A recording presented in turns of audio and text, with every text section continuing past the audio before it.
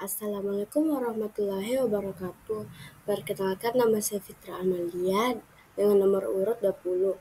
Kali ini saya akan menjelaskan tentang sistem gerak, pencernaan, peredaran darah, dan pernapasan manusia. Sistem yang pertama yaitu sistem pencernaan. Adalah sistem yang mengolah makanan untuk menjadi energi dan nutrisi untuk tubuh. Dalam proses pencernaan melibatkan beberapa organ yang disebut organ pencernaan. Organ pencernaan yang pertama ada mulut, kerongkongan, lambung, usus besar, usus halus, dan yang terakhir ada anus. Alur perjalanan makanan dalam sistem pencernaan manusia dimulai dari mulut, di mana makanan dikunyah dan dicampur dengan air liur.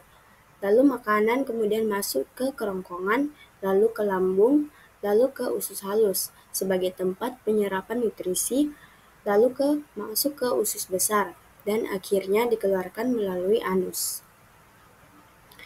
Lalu sistem selanjutnya yaitu sistem gerak. Sistem ialah sistem dalam tubuh yang memungkinkan manusia untuk bergerak. Sistem ini terdiri dari tulang, otot, dan sendi yang bekerja sama untuk menghasilkan pergerakan. Sistem gerak juga berperan dalam menjaga postur tubuh dan keseimbangan.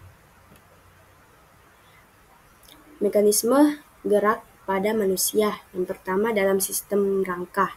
Tulang berfungsi sebagai alat gerak pasif, tempat pertautan otot, tendon, dan ligamentum sebagai penopang tubuh, melindungi organ tubuh yang lunak dan mudah rusak, memberi bentuk tubuh dan tempat hemostasis darah.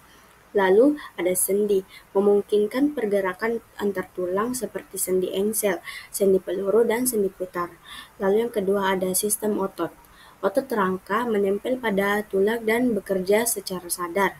Otot berkontraksi untuk menarik tulang, bukan mendorongnya. Karena itu gerak membutuhkan pasangan otot antagonis.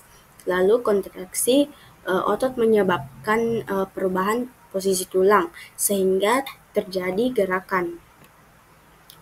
Sistem selanjutnya yaitu sistem peredaran darah. Adalah sistem organ yang berfungsi mengangkut darah ke seluruh tubuh. Sistem peredaran darah terdiri dari jantung, pembuluh darah, dan darah.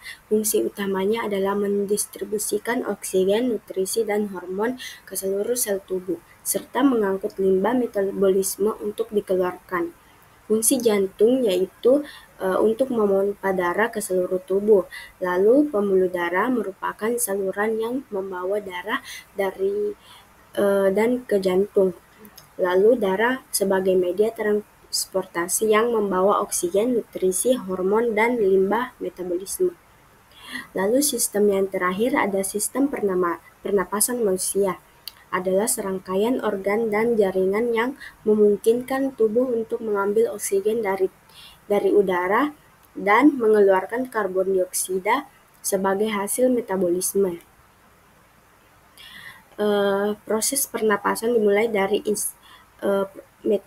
proses inspirasi, yaitu udara masuk melalui hidung atau mulut, kemudian melewati saluran udara dan mencapai alveolus di paru-paru.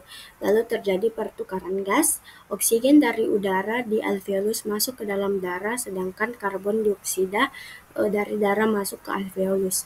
Lalu terjadi proses ekspirasi, di mana udara yang kaya karbon dioksida dikeluarkan dari paru-paru melalui saluran udara.